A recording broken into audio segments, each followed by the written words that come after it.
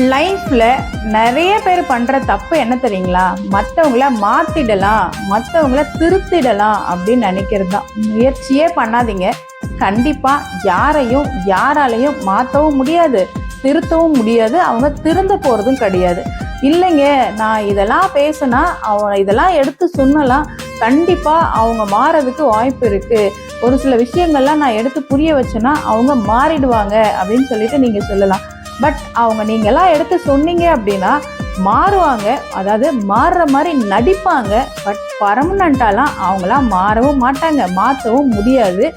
அதாவது மாற்றம் அப்படின்றது பார்த்தீங்க அப்படின்னா தானாக நிகழணும். மற்றவங்க போய் இன்னொருத்தரவங்கள மாற்றணும் அப்படின்னு சொல்லிட்டு நினைக்கவே கூடாது. யாரையுமே வந்துட்டு இந்த காலத்தில் மாற்றவே முடியாதுங்க.